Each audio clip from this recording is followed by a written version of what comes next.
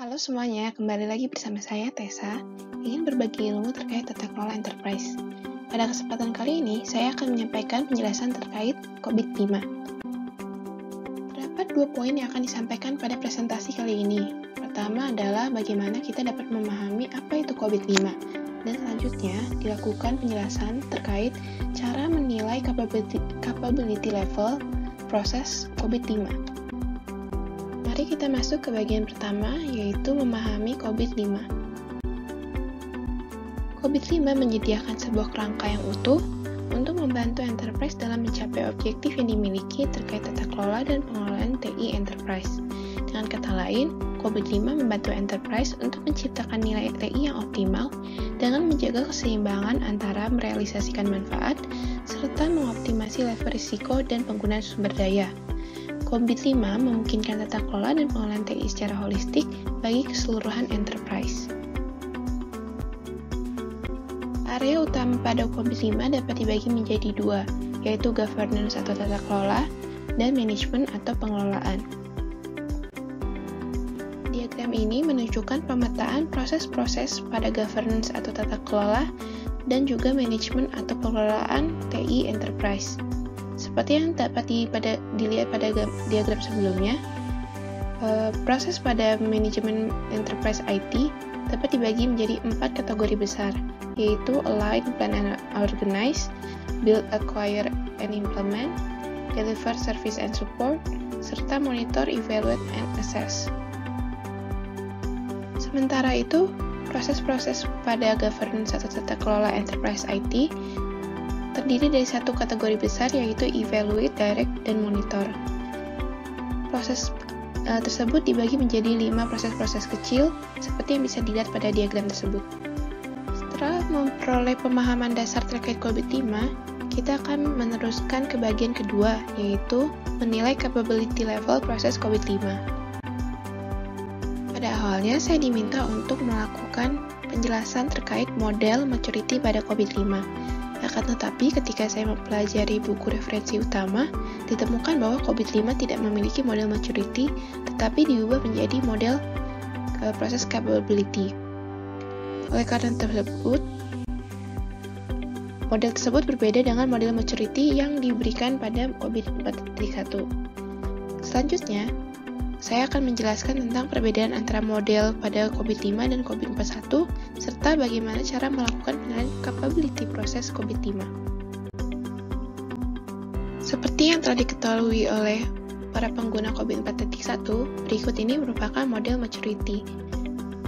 Maturity model dibagi menjadi 6 level. Pertama adalah level 0, yaitu non-existent, lalu 1 atau ad hoc, 2 atau repeatable, 3. Define process, 4. Manage and measurable, 5. Optimize. Kemudian terdapat pula atribut-atribut generik pada maturity model tersebut, yaitu awareness and communication, policies, plans and procedure, tools and automation, skills and expertise, responsibility and accountability, serta yang terakhir adalah goal setting and measurement. Generic maturity model atribut tersebut didukung oleh COVID-4.1 process controls dan juga COVID-4.1 control objectives. Sementara itu, gambar ini menunjukkan model capability process pada COVID-5. Terdapat beberapa generic process capability attributes yang telah disampaikan pada COVID-5 dan juga beserta dengan level-levelnya.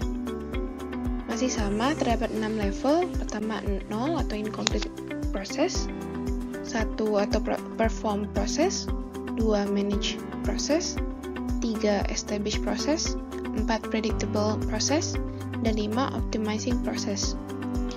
COVID-5 process assessment memiliki indikator model capability yang terdiri dari 3, yaitu generic practices, generic resources, dan generic work products.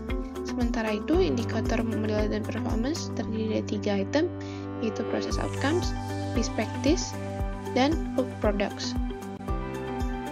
Berikut ini merupakan pemetaan antara perbedaan level maturity dan level capability process. Dengan demikian, perusahaan cenderung memiliki proses capability level yang lebih rendah ketimbang maturity level yang dimiliki. Berikut ini merupakan pemetaan antara atribut maturity dan atribut process capability. Setelah mengetahui apa perbedaan antara maturity level COVID 4.1 dan capability process COVID 5, kita akan mempelajari tentang cara untuk menilai capability process COVID 5. Pertama-tama, kita perlu mengulas luaran proses seperti yang telah dideskripsikan bagi tiap proses pada deskripsi detail terkait proses tersebut, dan menggunakan skala penilaian yang dibagi menjadi 4 level. Pertama yaitu N atau not achieve, untuk mendeskripsikan pencapaian sebesar 0-15%, lalu P atau partially achieve, untuk 15-50% pencapaian, lalu largely achieve atau L, untuk menggambarkan 50-85% pencapaian, dan yang terakhir adalah fully achieve, yaitu sekitar 85-100%. Selanjutnya, praktik proses juga dapat dinilai dengan menggunakan skala penilaian yang sama untuk mengekspresikan taraf penerapan praktik dasar. Dan juga, produk kerja dapat turut dipertimbangkan untuk menentukan taraf pencapaian atribut penilaian tertentu. Terima kasih telah mendengarkan. Sekian presentasi terkait COVID-5 dari saya, Tessa Angela, 235190006. Penjelasan lebih lanjut dapat ditemukan pada referensi yang saya gunakan, yaitu COVID-5, A Business Framework for the Governance and Management of Enterprise IT, dan COVID Process Assessment Model or PAM, using COVID 4.1. Terima kasih.